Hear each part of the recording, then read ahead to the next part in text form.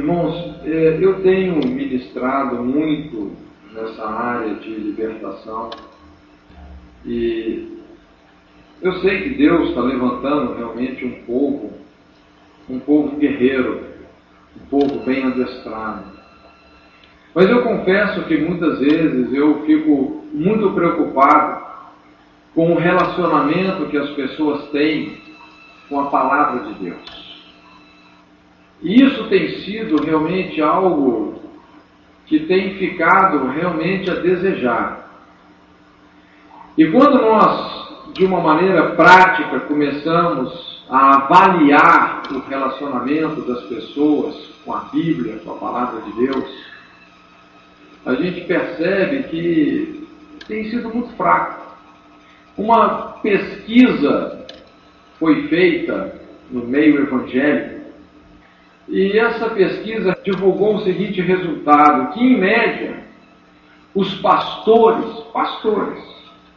passam 5 minutos por dia com a Bíblia. Eu tenho percorrido a igreja aí pelo Brasil e às vezes eu defino a igreja brasileira como um lago imenso, mas dessa fundurinha assim, rasinho. E o que explica isso é exatamente o compromisso, o relacionamento que as pessoas têm com a palavra. Irmãos, a palavra de Deus é um solo profundo que precisa de ser escavado. E eu creio que Deus quer nos dar um coração de garimpeiros, pessoas que vão realmente prescrutar as preciosidades da palavra de Deus. Quando nós tiramos a palavra de Deus da nossa vida, nós estamos tirando Jesus da nossa vida, porque Ele é o Verbo. Você lembra lá em Apocalipse 19, aquela visão poderosa, Jesus vindo num cavalo branco, as suas vestes tingidas de sangue, na sua coxa escrito Rei dos Reis, Senhor dos Senhores, e a Bíblia fala assim, o nome pelo qual se chama é o Verbo de Deus, a palavra de Deus. O nome pelo qual ele se chama é a palavra de Deus. Jesus é a palavra. Se você não tem um compromisso real com a palavra de Deus, se a palavra de Deus não faz parte da sua rotina diária, se você tirou a palavra de Deus da sua vida, você tirou Jesus da sua vida. Nós precisamos, gente, de um compromisso mesmo, diário, pessoal. Sinceramente, as maiores experiências que eu tenho com Deus, sabe onde é que é? É quando eu tranco a porta do meu escritório e é só eu e Ele. Às vezes eu assento para meditar assim 7, 8 horas da manhã, a hora que eu vejo é 12:30, 1h. Você nem vê o tempo passar. Romanos 12, 1 e 2 é o texto que eu quero começar lendo. Rogo-vos, pela compaixão de Deus, que apresenteis o vosso corpo em sacrifício vivo, santo e agradável a Deus, que é o vosso culto racional. Então, veja bem, Paulo está dizendo que é racional, que é normal você ter uma vida de sacrifício e de entrega total. Você já viu aqueles irmãos que chegam assim para dar um testemunho e falam assim, começa a dizer, irmãos, eu larguei o cigarro, eu larguei a bebida, eu larguei as drogas, eu larguei a cocaína, eu larguei não sei o quê, contando uma vontade, como se ele largasse tudo. E Deus olha para ele e fala assim, finalmente deixou de ser um tolo, né? Porque nada mais racional do que santidade, é o mínimo, é o normal, não é verdade? E ele fala assim, e não vos conformeis com este mundo, mas transformai-vos pela... Como é que nós somos transformados, gente? Renovação da mente. E como é que a nossa mente é renovada? Pela palavra de Deus. Aí que os sofismas são quebrados, as fortalezas são rompidas, e nós começamos a experimentar qual seja a boa, perfeita e agradável vontade de Deus. Irmãos, não adianta você pensar que você ficar vivendo de mamadeira espiritual, que isso vai te dar realmente substância para você chegar nessa dimensão que Paulo fala. Se deleitar na vontade de Deus, experimentando a boa, perfeita e agradável vontade de Deus. Essa sintonia profunda com o caráter de Deus é fruto o quê? De uma vida intensa de meditação na palavra. É por isso que hoje eu quero falar com vocês sobre isso, sobre a importância da palavra de Deus. E é uma mensagem que nós temos que absorver de uma maneira realmente muito prática. Toda guerra, toda batalha espiritual, na verdade, ela é travada muito a nível de mente. As nossas derrotas, como também as nossas vitórias, onde que elas começam? Na nossa mente, na nossa vida de pensamentos. Então tem um princípio que diz assim, se você semeia um pensamento, você vai colher um feito. Você vê que as nossas obras estão muito ligadas com a nossa vida de pensamentos. Se você semeia um feito, você colhe um hábito. Se você semeia um hábito, você colhe um caráter. E se você semeia um caráter, você colhe um destino. Então, de certa forma, a nossa vida de pensamentos estão determinando o nosso destino lá na frente. Pensamentos, feitos, hábitos, caráter e destino. Mas tudo começa na nossa vida de pensamentos. Por isso que a transformação tem que acontecer aqui. A metanoia, mudança de mentalidade, renovação da mente pela palavra de Deus. Então, o nosso relacionamento com a palavra de Deus é a pedra angular da nossa vida espiritual. E uma coisa que nós temos que aprender, gente, é que um homem de Deus, uma mulher de Deus, se faz aonde? Na presença de Deus. Você pode fazer seminários, cursos teológicos, mas eu vou te dizer uma coisa. Um homem de Deus, uma mulher de Deus, se faz mesmo na presença de Deus. Esse é o seminário que Jesus fez. Quando eles olharam para Jesus, lá em João 7, eles falam assim, mas como sabe este letras, não as tendo aprendido? E Jesus fala o quê? A minha doutrina é do Pai. Onde é que ele aprendeu? Tem pessoas que falam, não, Jesus estudou no Egito. As pessoas que eram da cidade de Jesus sabiam que ele não estudou em lugar nenhum, está aqui em João 7. Mas era tudo fruto da comunhão com o Pai, da comunhão com Deus. Então, se você não tem um tempo diário para meditar na palavra de Deus, para examinar as Escrituras e deixar que as Escrituras te examinem também, então certamente você está fazendo coisas que Deus não te mandou fazer. Então é muito importante mencionar um princípio espiritual aqui. Aprendizagem gera obediência. Ou seja, quanto mais você se empenha em aprender algo, maior é o potencial de obediência que você adquire em relação a isso. E quando nós começamos a estudar e a meditar intensamente na palavra de Deus, começamos a aprender. Essa aprendizagem vai se transformando num poder de obediência.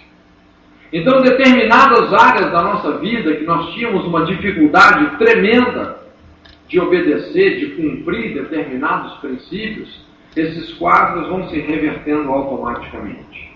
Então, eu quero introduzir comentando alguns pontos assim que eu acho muito relevantes em relação à palavra. Nós vamos falar 7 pontos aqui. Primeiro ponto: não existe reavivamento sem reavibliamento. Quando você lê lá em 2 Reis 22:8, e a Bíblia fala sobre um sacerdote chamado Ilquias, que achou o livro da lei do Senhor que estava perdido lá no templo.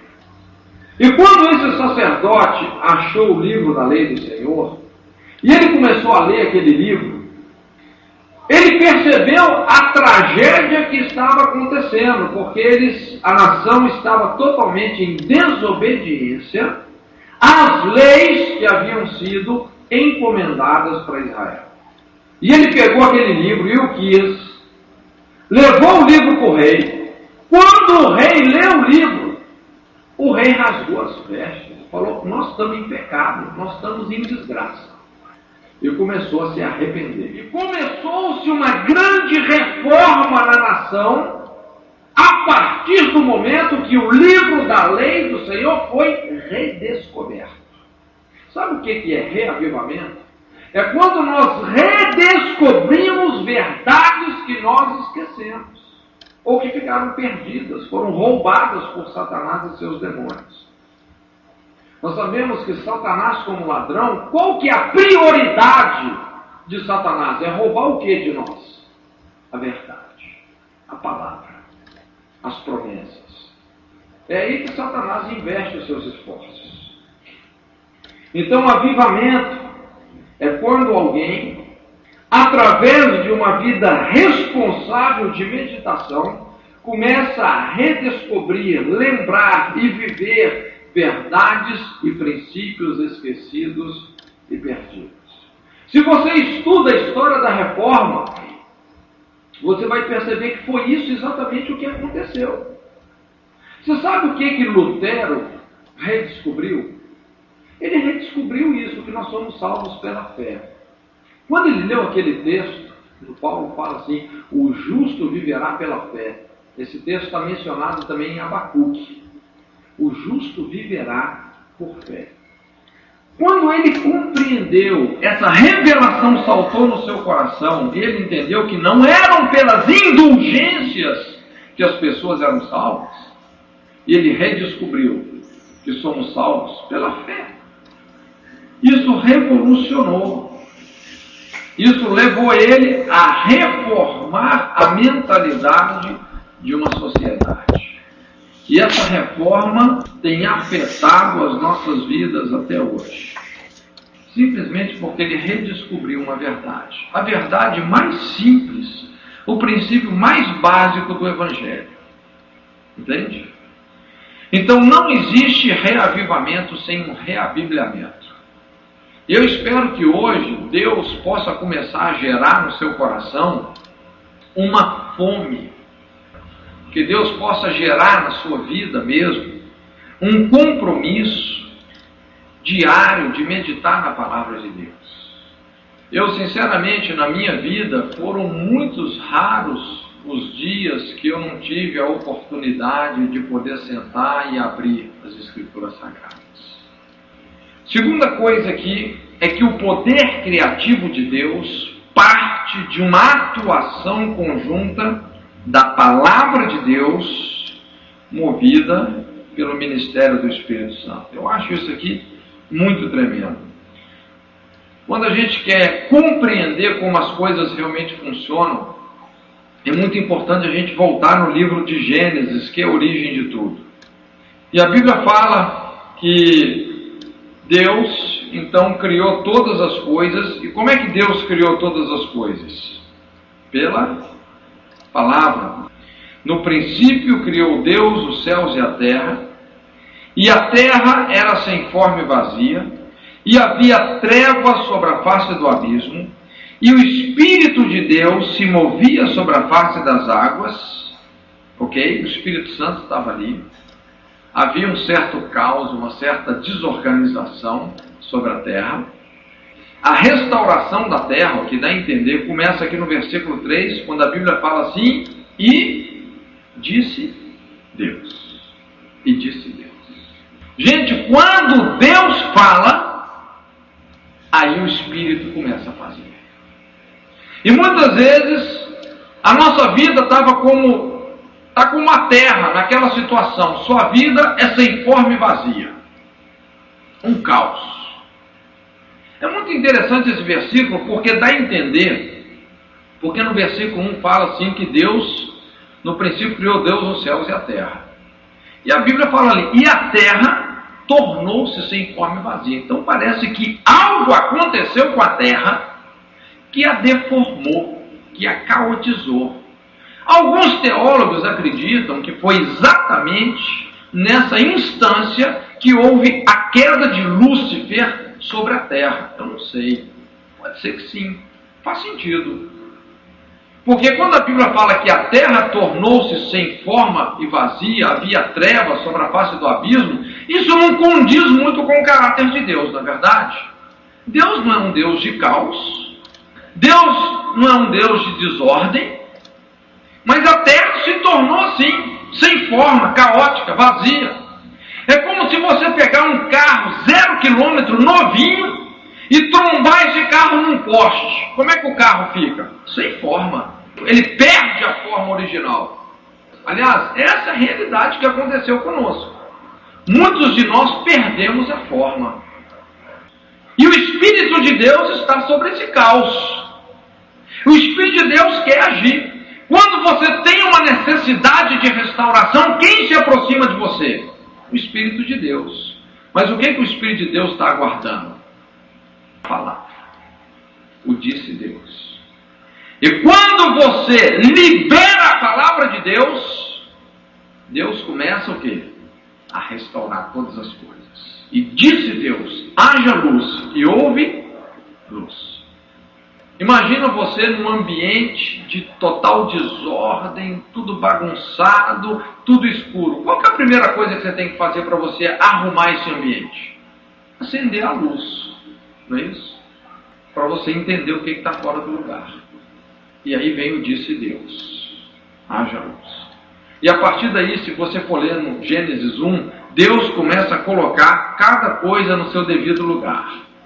Deus tira a terra da água, coloca o firmamento nos céus, Deus vai organizando todas as coisas.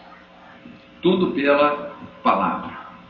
Então o poder criativo de Deus parte dessa atuação conjunta do Espírito Santo e da palavra. Se não há uma liberação da palavra de Deus, gente, as coisas não vão se organizar, não. A nossa vida passa a desfrutar de uma restauração a partir da liberação da palavra.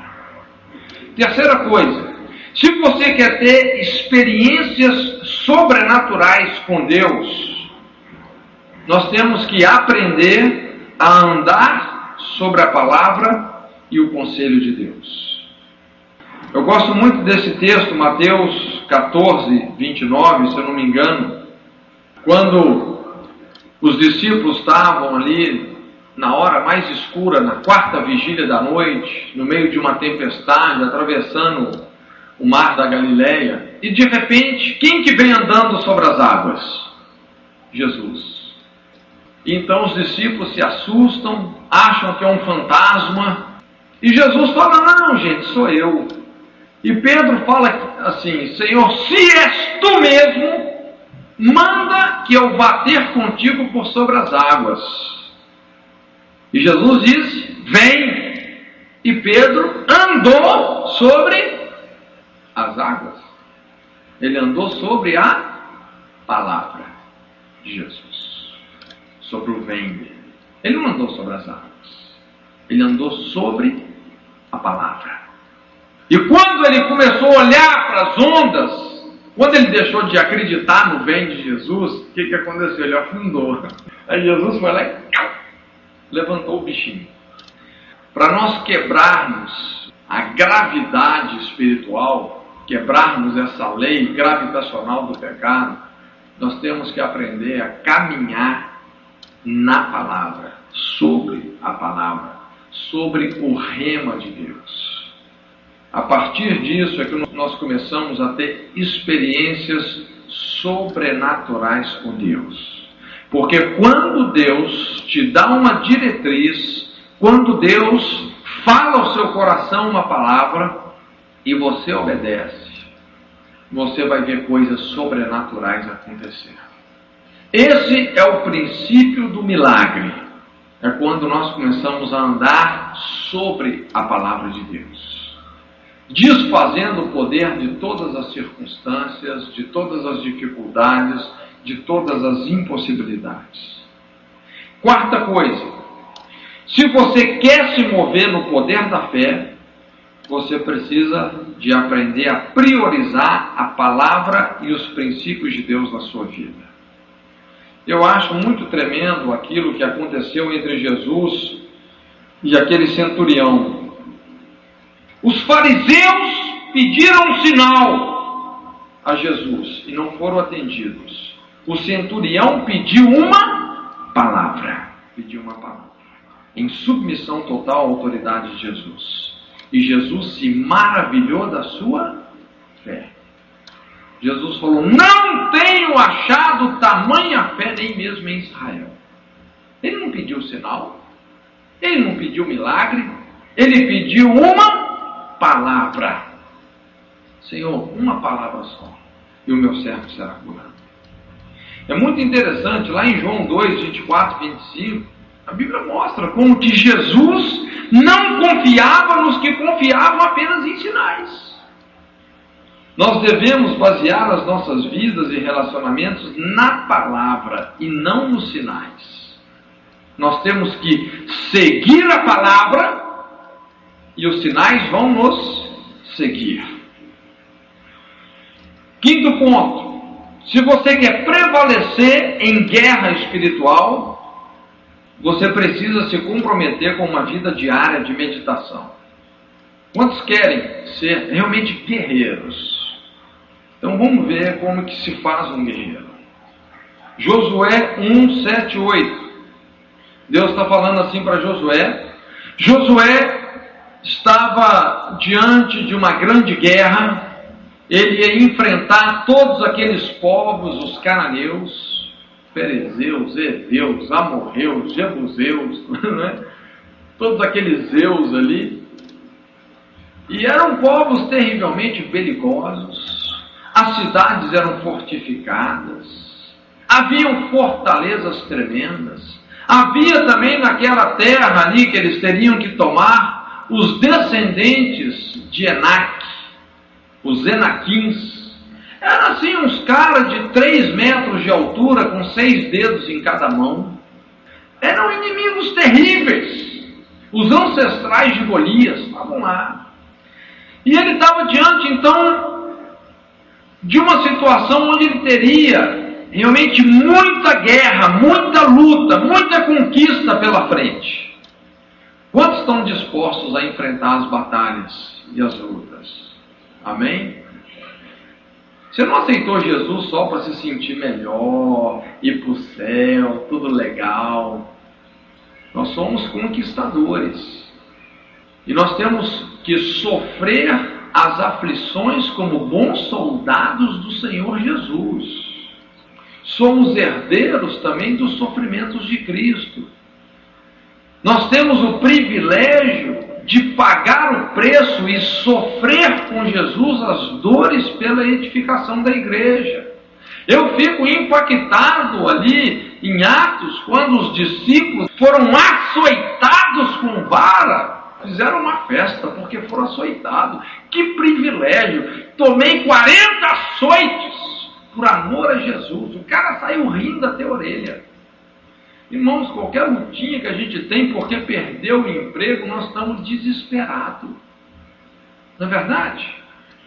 A Bíblia fala assim: tão somente esforça-te e tem muito bom ânimo, para teres o cuidado de fazer conforme toda a lei que meu servo Moisés te ordenou, dela não te desvies, nem para a direita, nem para a esquerda, para que prudentemente te conduzas por onde quer que andares, não se aparte da tua boca o livro dessa lei, antes medita nele dia e noite, para que tenhas cuidado de fazer conforme a tudo quanto nele está escrito, porque então farás prosperar o teu caminho, então prudentemente te conduzirás.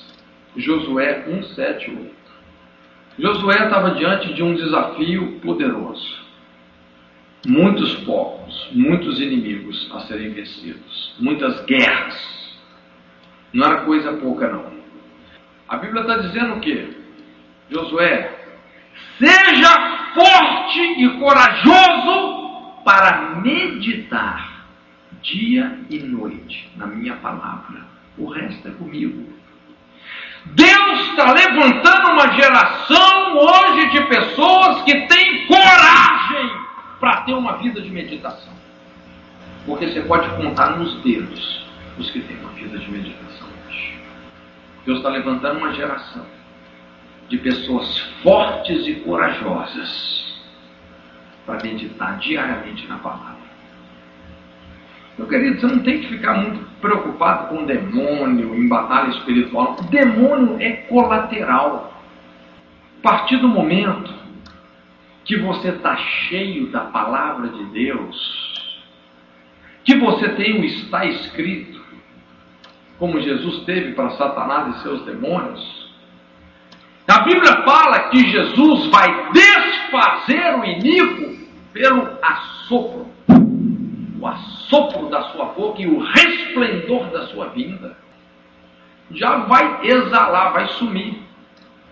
Bom, nós temos que liberar a palavra de Deus. Então, se você quer trabalhar responsavelmente com batalha espiritual, com guerra, e o livro de Josué, se você quer aprender sobre libertação, sobre espíritos territoriais, sobre conquista territorial, conquista de cidades, estuda o livro de Josué. E o princípio fundamental do livro de Josué está aqui, é esse. Pessoas, guerreiros, que são corajosos, não é para sair lutando, expulsando o demônio, orando, repreendendo o principado, repreendendo potestade, eu amarro a Jezabel, não! É pessoas que têm coragem para ter uma vida responsável de meditação na palavra. Deus está procurando esse tipo de valentes. Não pessoas que fazem tantas coisas num acesso de frenetismo e acabam apenas só fazendo o que Deus não mandou fazer. Muitas vezes cai na presunção, começa a repreender principados sem ter armadura, cobertura, patente, é retalhado. Entende? Mas Deus quer levantar esses valentes. Sexta coisa, uma vida vitoriosa de oração só é possível através de uma relação profunda com a palavra de Deus. João 15:7. Se vós estiverdes em mim e as minhas palavras estiverem em vós, pedireis tudo o que quiseres e vos será feito. Gente, está aqui o grande segredo de uma vida de oração vitoriosa. Qualquer coisa que você vai pedir, Deus vai fazer. Mas tem uma condição. Qual que é a condição? Se vós estiverdes em mim, diz o Senhor, e as minhas palavras estiverem em vós, pedireis tudo, qualquer coisa, e vos será feito. Sem cumprir essa condição, gente, não funciona. Então nós devemos concentrar os nossos esforços em estar em Cristo, e a palavra de Cristo está em nós. Essa é a verdadeira chave para uma vida de orações respondidas. Provérbios 28:9, a Bíblia fala assim: o que desvia os seus ouvidos de ouvir a lei, até a sua oração será abominável. Uma pessoa que não tem vida na palavra de Deus vai começar a fazer orações que doem os ouvidos de Deus. Por isso que a gente vê tanta macumba evangélica, tanta oração baseada em motivações corrompidas. Por quê? Porque essas orações não estão em sintonia com o coração que realmente medita e digere a palavra de Deus. Oração sem meditação igual a abominação. É o que esse texto está falando. O que desvia os seus ouvidos de ouvir a lei, até a sua oração será abominável. E Deus não responde orações abomináveis que não estão em sintonia absoluta com as suas verdades. Sétimo ponto. Para você prevalecer contra o adversário e as adversidades, é fundamental você conhecer a sua identidade na palavra. Eu acho muito tremendo a vida de João Batista. João Batista não foi um cara que fez sinais, prodígios e milagres. Se você ler aí em João 10:41, a Bíblia fala que João Batista não fez nenhum sinal, nenhum milagre sequer. Nenhum. Mas João Batista era um homem que conhecia a sua identidade, o seu destino na palavra de Deus. Ele sabia quem ele era. Ele falava assim: eu sou esse que a palavra fala, a voz que clama no deserto. Ele sabia quem ele era na palavra de Deus. Identidade espiritual é um elemento fundamental do nosso caráter. Seu caráter jamais estará completo sem um conhecimento pleno da sua identidade em Deus. Quem você é em Deus. A revelação de quem você é em Deus pela palavra. Por isso que muitas vezes as investidas de Satanás se concentram exatamente contra a palavra de Deus como elemento que vai estabelecer a nossa identidade. Vocês se lembram quando Jesus se submeteu a João, foi até o Jordão para ser batizado.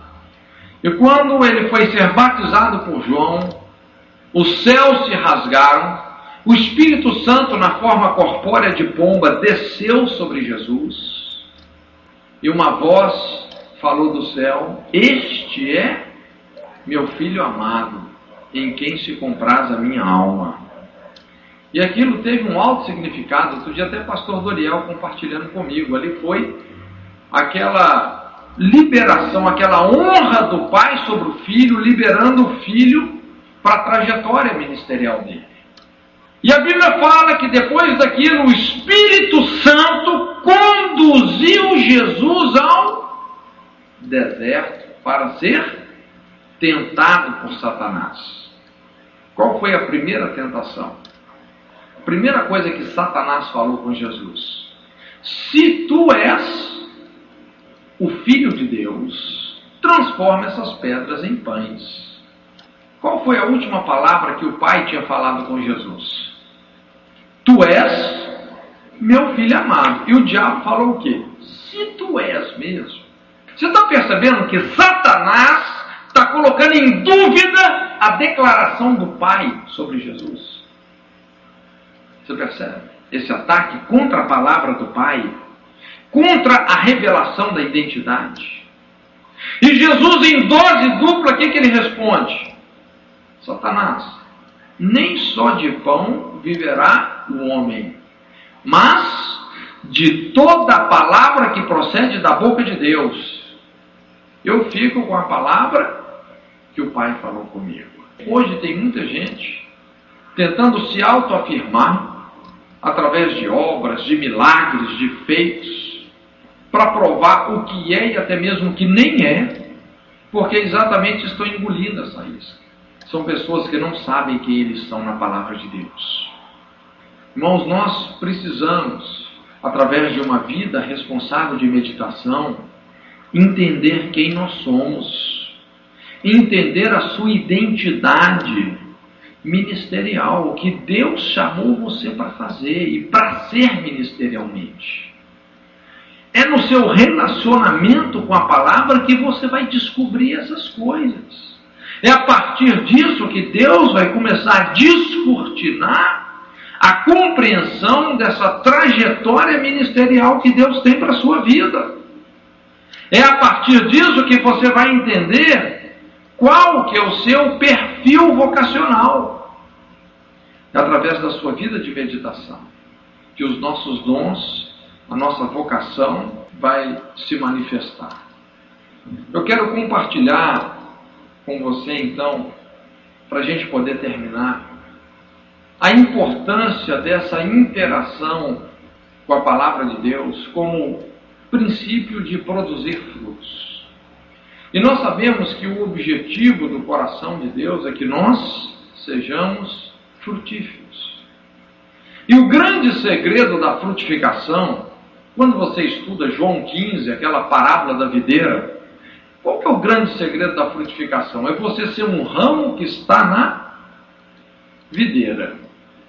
Não é isso? Que está ligado em Jesus. Como Jesus diz: se vós estiverdes em mim e as minhas palavras estiverem em vós, pedireis tudo que quiserdes, vos será feito.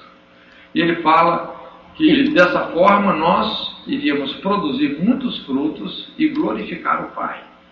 Então nós temos que concentrar os nossos esforços num relacionamento com a palavra, porque a partir disso, naturalmente, nós vamos frutificar. Alguém aqui já viu uma árvore fazendo força para dar fruto? Um galho assim, pum, aí nasce o fruto. Não. Se aquele galho está ligado na árvore, ele vai dar fruto. Você não tem que fazer força. Você tem que concentrar os seus esforços em estar na árvore, na videira. Tem 3 aspectos aqui que são muito importantes na produtividade. Nós vamos nos retratar a parábola do semeador. Essa parábola do semeador é uma parábola que aborda muito sobre frutificação. Essa parábola nos é contada em 3 evangelhos: Mateus, Marcos e Lucas. E eu quero caminhar com você dentro daquilo que ocorreu com a semente que caiu em terra boa. Eu vou desconsiderar aquelas que caíram lá nos pedregais, no espinheiro, não é, na beira do caminho. Nós vamos desconsiderar. Quero pegar só a semente que caiu em terra boa, porque eu creio que você é terra boa. Então nós vamos falar o que aconteceu com essa semente que caiu na terra boa. Primeiro, Mateus 13:23. Mas o que foi semeado em boa terra é o que ouve e compreende a palavra e dá fruto, e um produz 100, outro 60 e outro 30. Primeiro aspecto aqui da produtividade é aquele que ouve e compreende. Tem muita gente que ouve e não compreende, sabia? Ouvir e compreender a palavra de Deus. Esse é o primeiro aspecto. Ouvir e compreender a orientação de Deus precisa ser esse ponto de partida para qualquer empreendimento das nossas vidas. Tudo que você faz, todo investimento, todo empreendimento que você faz, que foi fruto de ouvir e compreender a palavra, vai prosperar. Gente, por que tantas coisas que nós começamos a fazer, investimos, batalhamos, vamos, e de repente aquilo não dá em nada? Sabe por quê? Porque não partiu de ouvir e compreender a palavra, que não nasceu no coração de Deus. Aquele projeto não nasceu no coração, não foi fruto de uma revelação. E a Bíblia fala assim: o que é carne, o que é nascido da carne é carne. O que é nascido do Espírito é Espírito. Gente, o que é carne nunca vai virar Espírito. Você entende isso? Quando você for começar algo na sua vida, isso tem que começar com essa base: ouvir e compreender. Se você não ouvir e compreender, então você vai começar a se meter numa série de coisas que você nem deveria se meter com aquilo. Ouvir só não é suficiente. Precisamos buscar a compreensão do que Deus está falando conosco.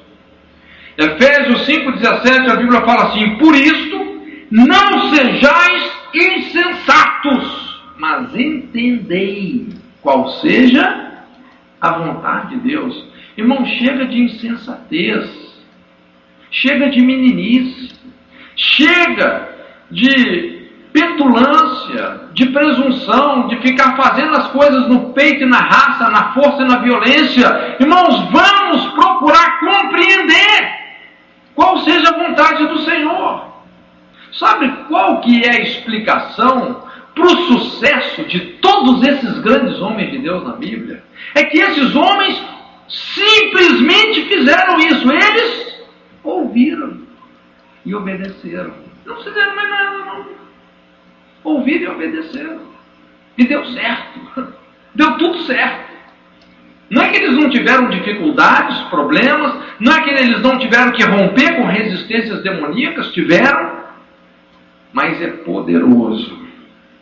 Simplesmente quando nós ouvimos e compreendemos. Esse é o ponto de partida. E é importante entendermos essa equação de equivalência. Revelação igual a entrega. E aí é que está, quando nós começamos a meditar na palavra de Deus e começamos a nos render, começa a vir revelação. 100% de entrega, 100% de revelação e entendimento. Nenhuma entrega, nenhuma revelação. 50% de entrega, 50% de revelação. Esse é o grande segredo da revelação. Quantos querem caminhar no poder da revelação de Deus? Então aqui nós entendemos, às vezes, por que tantos esforços e investimentos simplesmente dão em nada.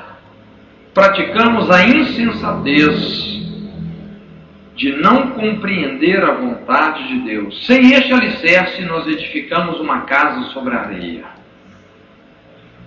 Interessante que cumprir o mandamento de amar a Deus envolve fundamentalmente isso, com todo o nosso entendimento. Eu me lembro, nós tivemos uma experiência assim bem interessante. Tem muita história assim de impactos de evangelismo, porque fizemos isso pelo Brasil inteiro. Eu me lembro, acho que foi em 87, 88, nós tínhamos um impacto de evangelismo em Ilhéus, na Bahia. Fomos recebidos ali pela igreja do Betel brasileiro, pastor muito amigo nosso.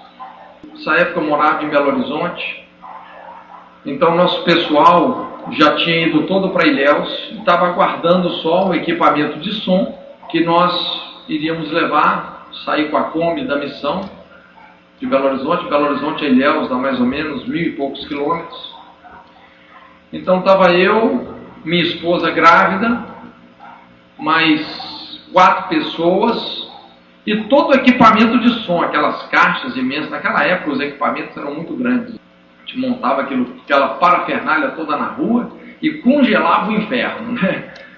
Eram reuniões assim de 3 da tarde até 10 da noite, só evangelizando com conjuntos, teatro, pantomimas, evangelismo pessoal, um negócio muito legal. E quando nós saímos de Belo Horizonte, saímos cedinho, viajamos uns 300 quilômetros, aquele calor terrível, quando você vai indo ali para o norte de Minas, e de repente o carro faz um negócio estranho, o motor dá uma falha, e quando eu olho no retrovisor, eu só vejo fumaça saindo do motor da Kombi. Imediatamente eu estacionei o carro, falei, meu Deus do céu, o que será que aconteceu? Quando eu abri o motor assim, o motor estava banhado de óleo. Comecei a tentar entender, mas puxa vida, o que aconteceu com esse motor que o óleo foi cuspido para fora? Aí deixamos o carro esfriando um pouco, bati na chave, o carro pegou, mas rateando, né? Falei, temos que procurar uma oficina. E logo à frente, poucos quilômetros, chegamos num lugarejo, uma cidadezinha chamada NAC, e tinha uma oficina, olhamos assim a oficina. Quando nos dirigimos para aquela oficina, começamos a conversar com aquele mecânico, papo vai, papo vem, descobrimos que o mecânico era um irmão, mas aqueles crentes fervorosos mesmo. Quando o cara soube que a gente estava indo evangelizar em Ilhéus, ele falou, nós temos que arrumar esse negócio rápido. O cara ficou animado. Ele desceu o motor da Kombi, desmontou aquilo tudo. Um dos pistões ali havia furado, e quando o pistão subiu, ele jogou, a compressão do motor jogou o óleo para fora. Então, ele praticamente só trocou aquele pistão, os anéis, deu uma recondicionadazinha ali no motor, montou, já era tardezinha isso, quando ele acabou, já anoitecendo, e nós então pegamos estrada ali, o pouco de dinheiro que nós tínhamos já se foi também, E continuamos viagem. Andamos mais ou menos uns 10 quilômetros, acho que nem isso, o motor funde de novo. Nenhum problema. E aí já estava anoitecendo, a gente já sabia que ele tinha fechado a oficina, não sabíamos onde ele morava, e falou, não, vamos dormir por aqui mesmo. Aquelas noites abençoadas, noite missionária na beira da estrada. Então os homens dormiram fora do carro, as irmãs dormiram do lado de dentro, e à noite aquela balbúrdia, era cachorro cercando a gente, caminhão passando, aquelas noites bem abençoadas. Aí chegamos no outro dia, falando, vamos voltar lá para a oficina, nós não temos o que fazer. Bati na chave, graças a Deus o carro pegou, mas rateando do mesmo jeito. Aí fomos arrastando lá até a oficina. Aí chegamos na oficina, o irmão já estava lá, falou, rapaz, o negócio deu zebra aqui de novo. Aí, coitado, ele ficou chateado e tal, falou, vamos desmontar, vamos ver o que a gente faz. Mas nisso aí eu já estava assim, muito incomodado no meu espírito. Eu me lembro que tinha um campo de futebol lá embaixo, eu desci e comecei a orar. Comecei a guerrear e falei, Deus, eu preciso entender o que está acontecendo. Estava orando, e de repente a palavra de Deus veio ao meu coração, como um raio. Aquele versículo, quando Paulo fala, se não me engano, aos Tessalonicenses, ele fala assim, por muitas vezes eu quis ir ter convosco, mas Satanás me tem impedido. E Deus me mostrou claramente que o principado de Ilhéus estava tentando nos impedir de chegar lá. E Deus me deu essa compreensão. Quando Deus me deu essa compreensão, irmãos, eu não quis nem saber. Eu ancorei meu coração em Deus. Falei, quem é esse diabo para tentar nos impedir de chegar lá? Ancorei meu coração e comecei a repreender essas resistências e falei, não, nós vamos chegar em nome de Jesus. Deus nos deu fé para isso. E quando eu chego lá, motor lá todo desmontado, aí vem o veredito, né? O mecânico falou, rapaz, esse motor aqui está fora de ação, isso aqui não tem mais jeito de montar esse negócio não. Só que ele falou assim, olha, eu estou mexendo aqui nesse Fuscão, esse Fuscão é meu, estou pintando, vamos fazer uma coisa, eu vou colocar o motor do Fuscão na Kombi, vocês vão embora com esse motor, e na volta eu tento então arrumar o motor de vocês, a gente destroca. Eu falei, beleza. E aí tudo bem, colocamos aquele motor, estamos indo, já chegando em Itabuna. Estávamos entrando em Itabuna acho que mais ou menos uns 30 quilômetros de Ilhéus. Quando eu olho assim o ponteirinho, de uma vez o ponteirinho da temperatura faz assim, toim, e o motor do cara derreteu, mas travou tudo, geral. Eu falei, meu Deus do céu, terceira vez, que batalha. Mas foi interessante que aí pegamos uma carona até o centro de Itabuna, fomos numa oficina, hora que batemos na oficina, o mecânico era crente. O cara também é animadinho, rapaz. Tinha um daqueles bugre, né? Aqueles buguinhos todo invocado. Eu sei que na mesma hora o cara foi lá, rebocou nossa Kombi, levou para a oficina dele, ligamos para Ilhéus, veio a caminhonete, sei que chegamos em Ilhéus. Sem a Kombi, mas chegamos. É verdade. Irmãos, olha, eu já participei de muito impacto de evangelismo, muito evangelismo de rua. Mas aqueles dias em Ilhéus foram muito poderosos. Muito poderosos. Eu me lembro, nós chegávamos nas praças, começava a montar equipamento, era multidão de gente que vinha. Cada apelo era 50, 70 pessoas em lágrimas aceitando Jesus. Deus foi abrindo portas em colégios, fomos na universidade, que fica mais ou menos entre Ilhéus e Itabuna. Mas foram 15 dias assim, poder do Evangelho fluindo pela cidade. E era 7, 8 horas de evangelismo por dia. Aí nossas caixas de som começaram a abrir o bico, né? Queima Twitter, queima não sei o que mais. As caixas já estavam assim, o som já estava quase inoperante. Aí de repente o Denis, né, que era o líder do nosso conjunto, falou: Pote, olha, rapaz, o som aqui o negócio está feio, rapaz, nós temos que orar para Deus fazer um milagre. Naquele dia, se converteu um rapaz. Esse rapaz era dono de um dos melhores equipamentos de som da cidade. Ele que locava para os shows, para os negócios. Tal de Correia. O cara converteu, mas converteu mesmo, radicalmente. Falou: olha, a partir de hoje, vocês não vão usar mais esse som fuleiro, não. Vocês vão usar o meu som. Tinha até negócio de câmara de eco, e ele montava pra gente, desmontava. Foi algo assim tremendo. E nos últimos dias, chegou uma irmã, e aquela irmã me procurou e falou assim: olha, pastor, há mais ou menos um mês atrás, Deus me deu uma visão. Eu vi um grupo de jovens chegando aqui em Ilhéus, e eu via uma onda do Evangelho saindo para toda essa região e alcançando toda a cidade. Eu quero dizer isso só para confirmar. E eu comecei a pensar assim: puxa vida, Deus, se lá, naquela cidadezinha, onde o motor fundiu pela primeira vez, se a gente não tivesse compreendido a palavra de Deus, ouvido e compreendido, quanta coisa nós teríamos frustrado. Quanta coisa teria sido frustrada.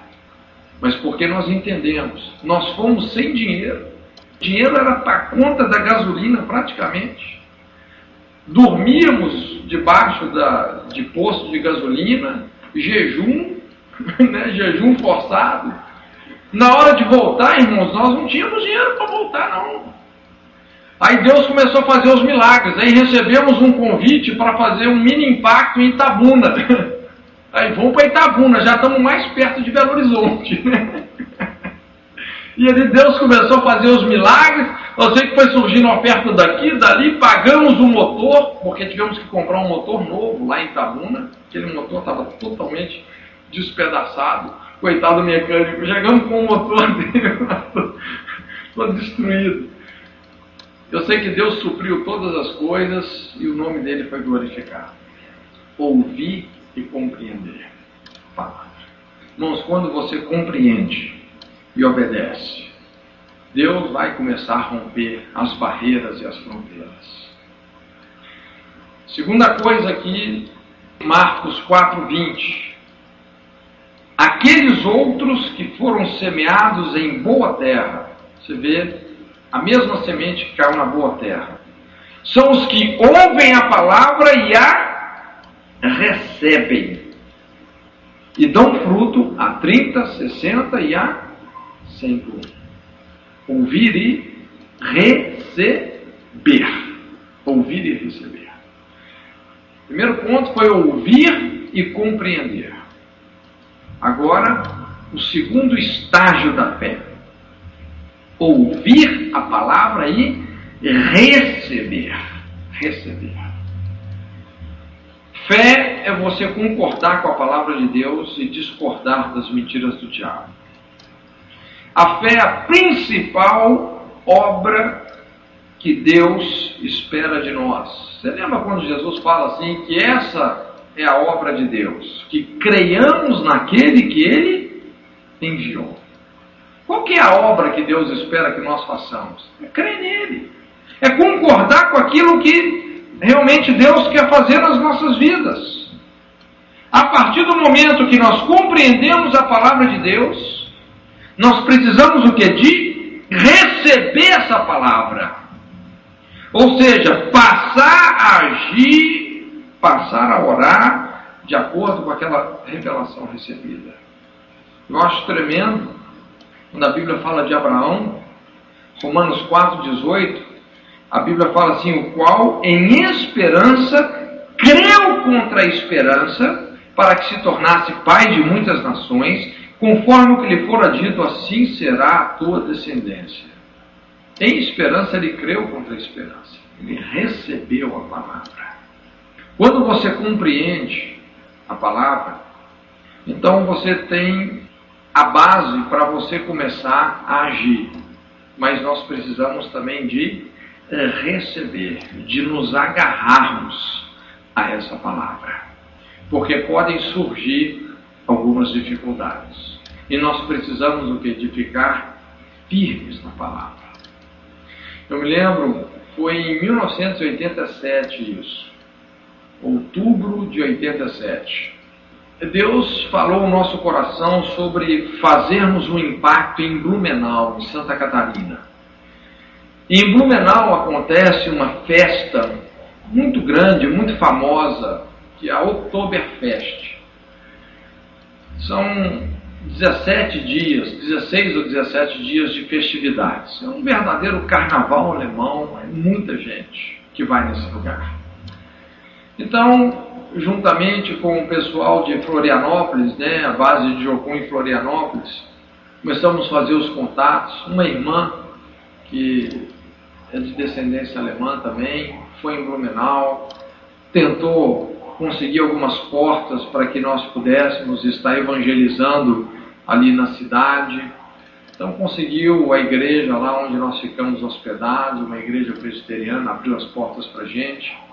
E ela tentou viabilizar a nossa entrada nesse lugar onde acontece essa festa, porque, como é que eu poderia explicar? Tem um lugar imenso, com vários pavilhões, esse lugar chamado Proeb. E ali dentro, então, tem esses carnavais, tem pista de patinação de gelo, tem barraquinha com todo tipo de comida típica.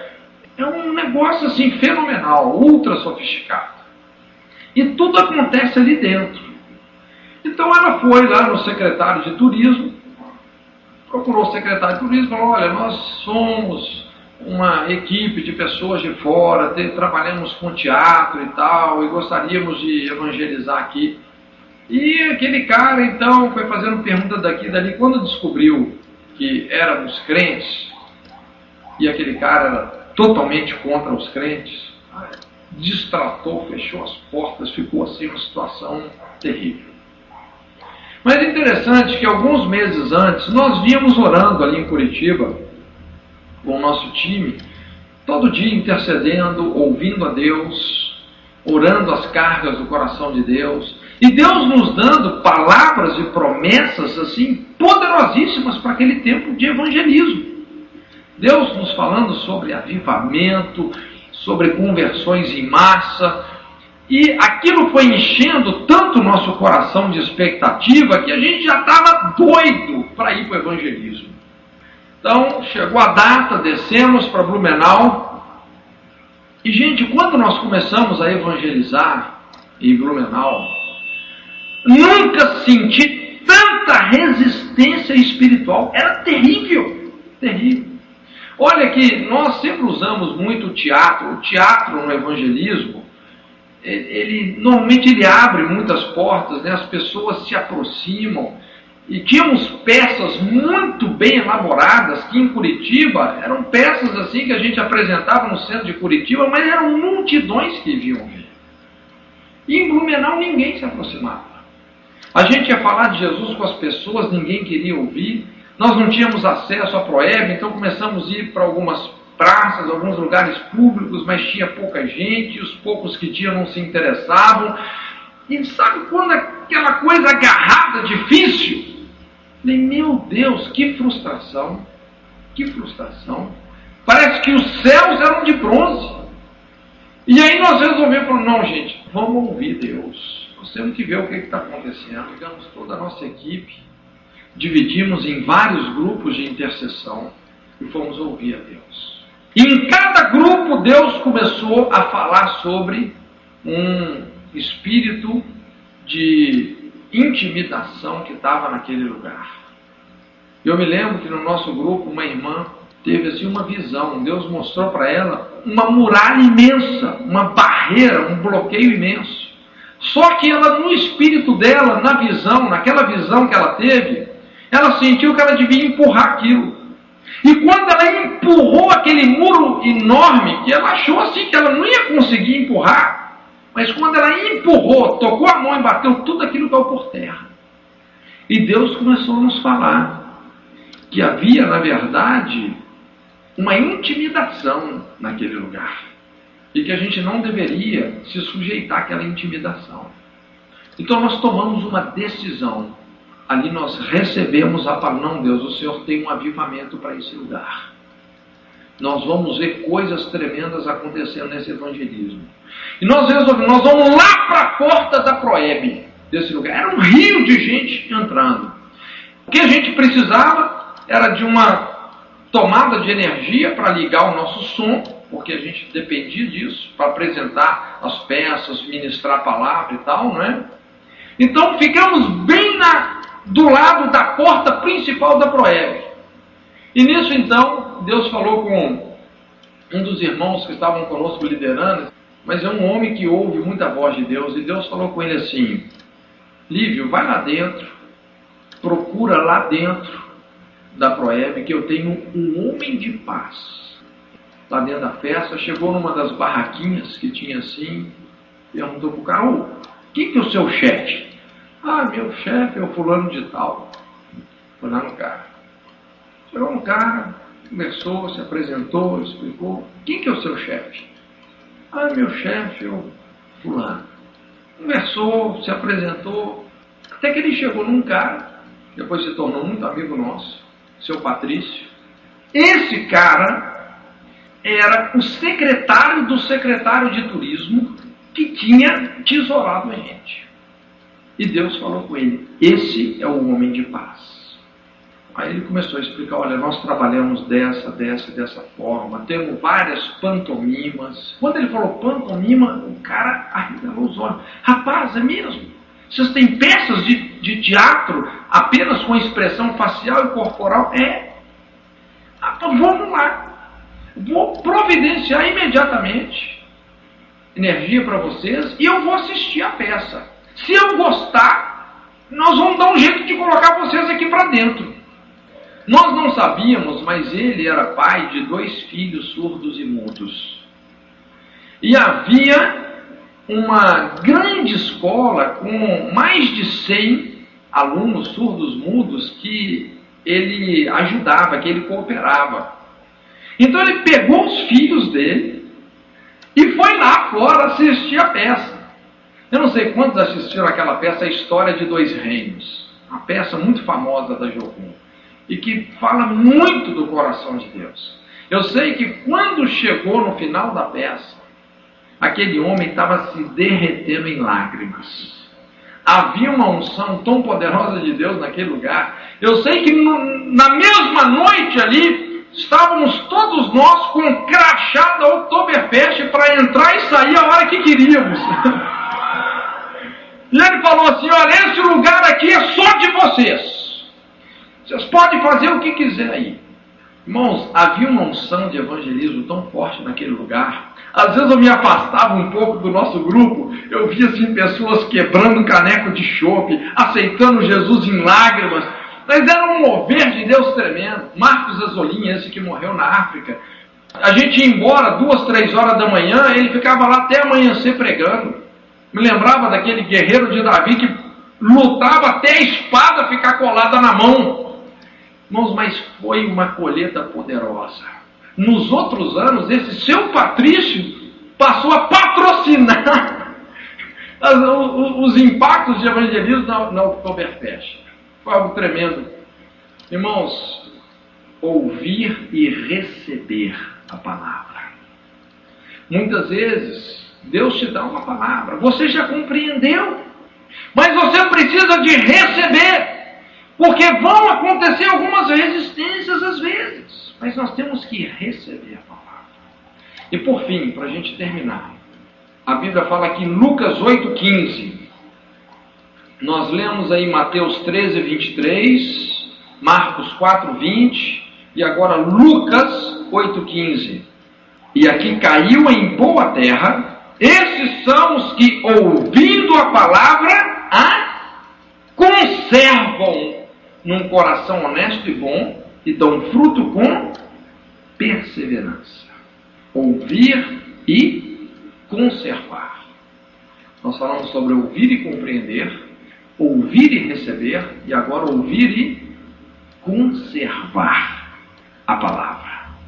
A Bíblia fala assim: porque necessitais de perseverança, para que depois de haverdes feito a vontade de Deus, alcanceis a promessa. Hebreus 10:36. A Bíblia ensina que nós alcançamos as promessas de Deus através de dois elementos: fé e paciência, perseverança. Então nós precisamos basicamente destas duas atitudes para alcançarmos as promessas de Deus: fé e perseverança. E quando nós falamos de perseverança, nós estamos nos referindo ao fato de que seremos fortemente provados e transformados pelas palavras que ouvimos e recebemos. E o grande fator de prova aqui é o tempo. Muitas vezes nós pensamos, irmãos, que Deus vai fazer as coisas num imediatismo na nossa vida, e não é assim que funciona. Às vezes Deus te dá uma palavra, não quer dizer que é amanhã que essa palavra vai se cumprir. Essa palavra vai nos provar, vai nos transformar, e lá na frente nós vamos ver o cumprimento dela. Deixa eu explicar algo para você. Sempre quando Deus nos dá uma promessa, Deus está encorajando você a passar por um processo onde você vai ser transformado por essa palavra e por essa promessa. E às vezes, gente, o que Deus vai fazer conosco nesse tempo de perseverança é muito mais valioso do que a promessa em si. Vamos dizer, Deus fala assim que vai te dar um carro. Só que Ele não vai te dar um carro imediatamente. Você começa a ter tantas experiências com Deus que quando você ganha o carro, aquele carro não vale nada perto da transformação que aconteceu no seu coração. É por isso que a Bíblia fala em Hebreus que muitos homens, eles só avistaram as promessas de longe. Eles não chegaram e apalparam a promessa, mas eles foram transformados por Deus. Cumpriram o objetivo maior das promessas. É a transformação da nossa vida. É como muitas vezes você fala com seu filho: olha, se você passar de ano, você vai ganhar uma bicicleta.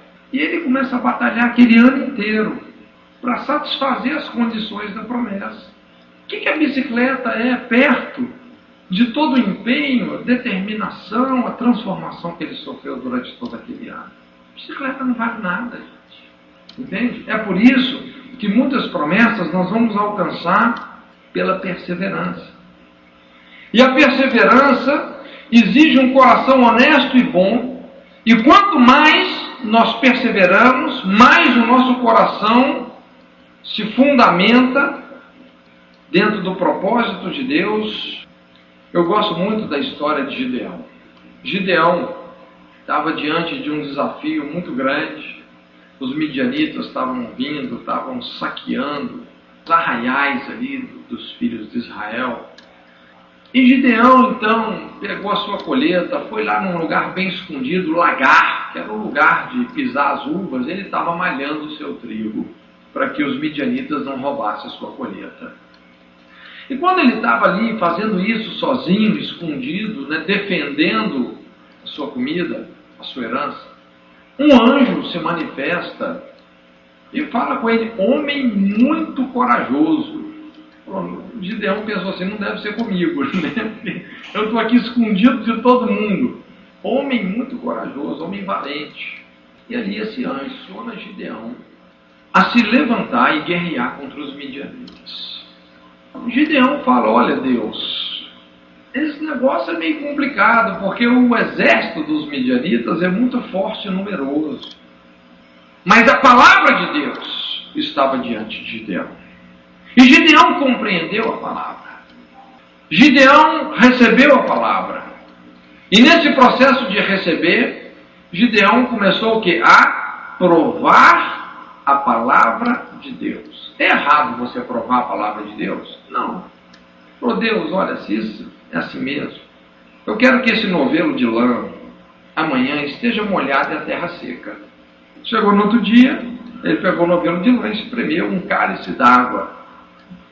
Mas ele falou: Deus, não fique irritado, não se ire, mas eu quero de novo. Agora eu quero que o novelo fique seco e a terra molhada. No outro dia, a mesma coisa. Gideão foi provando a palavra de Deus. É errado provar a palavra? Não. Mas quando você prova a palavra de Deus, depois a palavra de Deus também vai te provar. Então, quando a coisa se consumou e Gideão viu que aquilo era de Deus, ele teve a prudência de certificar que realmente Deus estava com ele naquele negócio. Então ele tocou a trombeta pelos montes de Israel, convocando um exército, e ele conseguiu então 32 mil homens. Só que a Bíblia fala que o exército dos midianitas eram mais de 130 mil. Ele conseguiu 32 mil. E aí Deus falou assim: Gideão, está aí com seu exército, beleza? Mas tem uma coisa, Gideão. Fala para os covardes de coração ir embora, os medrosos. Porque não dá para ter esse tipo de gente no meu exército, não. E Gideão, então, levanta a voz e fala: quem é covarde de coração e está com medo pode ir embora. 22 mil foram embora. A palavra de Deus está provando ele. Senhor, tem misericórdia. Eles são mais que 130 mil. Olha o que sobrou. Não, Gideão, você ainda está com muita gente. Por quê, Deus? Você deve estar enganado.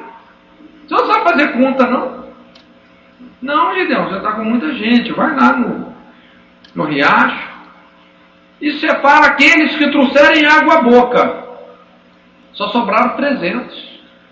Mas Gideão foi conservando a palavra de Deus. Aí Deus fala com ele: olha, Gideão, tem mais uma coisa. Você não vai com espada e lança. Você vai pegar cântaros vazios. Cada um desses homens com um cântaro vazio e uma tocha dentro dele. Mas Deus, quando a gente vai para a guerra, a gente leva míssil, bazuca, canhão. Eu vou com um cântaro. Que negócio é esse? Gideão, é minha estratégia. Gente, obedecer às estratégias de Deus não é uma coisa simples não, viu? Exige realmente muita dependência e confiança nele. Mas funciona. O negócio dá certo. Quando você obedece, o negócio dá certo. E a Bíblia fala que ele obedeceu aquela estratégia. Quando ele bradou nos arredores do arraial dos midianitas, dizendo: a espada do Senhor, a espada de Gideão, e quebraram aqueles cântaros, houve um banho de luz no arraial dos midianitas. E Deus colocou os midianitas em confusão, começaram a matar uns aos outros, e no final eram mais de 130 mil homens, todos mortos e vencidos. Uma grande vitória. Mas Gideão, um homem que conservou a palavra, ouviu e conservou. Quando foi provado vez após vez pela palavra, ele não amarelou, ele conservou a palavra. Foi até o final. Foi com 300 homens contra um exército de mais de 130 mil. E Deus lhe deu a vitória. Essa é a matemática de Deus, gente. Um com Deus é maioria, 2 já é covardia. Ouvir e compreender, ouvir e receber, ouvir e conservar. Quando você ouve e compreende, o que a Bíblia fala? Que você vai produzir fruto a 100, 60 e 30 por 1. Você percebe que há uma regressão aí? Há uma regressão. Porque se você só compreende, mas não recebe, não conserva, a tendência é haver uma regressão na sua produtividade. Quando a Bíblia fala sobre ouvir e receber, lá no Evangelho de Marcos, a Bíblia fala que nós vamos produzir fruto a 30, 60 e 100 por 1. Há uma progressão. E quando a Bíblia fala sobre ouvir e conservar, fala que nós vamos produzir frutos com perseverança, já não tem nem mais quantidade. É interessante que quando a Bíblia fala 30 por 1, o que é 30 por 1? 30 por 1, na matemática, seria 3.000%. 60 por 1, 6.000%. 10 por 1, 10.000%. Irmãos, qual caderneta de poupança que dá 3.000%? Só do céu. O reino de Deus é um reino de abundância. E Deus é um Deus de favor. Mas tudo depende o quê? Do nosso relacionamento com a palavra. E aqui nós entendemos, gente, a grande diferença que existe entre você fazer a obra de Deus e Deus fazer a obra dele através de nós, mediante o poder e obediência à sua palavra. Eu quero estimular você a ser um Josué, uma pessoa que tenha coragem e força para ter uma vida de meditação. Separar diariamente um tempo. E você vai ver que em poucos meses a sua vida espiritual, não só a sua vida espiritual, mas a sua vida em todos os sentidos vai dar uma guinada poderosa. Isso com seus efeitos da palavra de Deus na sua vida. Amém? Curva sua cabeça então, vamos orar. Pai, em nome de Jesus, colocamos esse tempo diante de Ti. Senhor, eu sei que o Senhor tem arregimentado um exército, uma geração, daqueles que buscam a sua face. Senhor, daqueles que sobem no monte da transfiguração e veem o verbo transfigurado, a palavra revelada. O Senhor está levantando essa geração, Senhor. Essa geração que tem força e coragem para meditar na sua palavra. Essa geração que vence os inimigos pelo poder da palavra. Senhor, e em nome de Jesus, que o Senhor possa colocar dentro do nosso peito um coração faminto pelas suas verdades. Uma responsabilidade profunda, Senhor, nessa direção de meditarmos diariamente na sua palavra, Senhor. Queremos crescer dessa forma. Senhor, genuinamente, através de um relacionamento com a palavra do Senhor.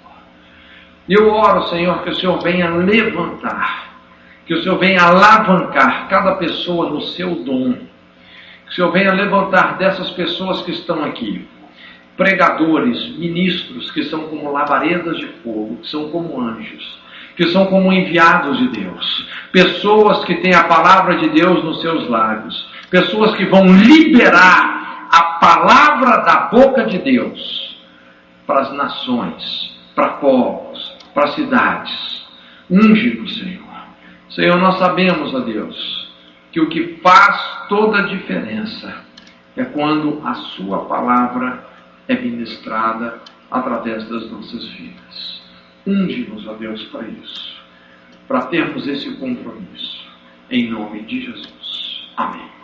Deus te abençoe.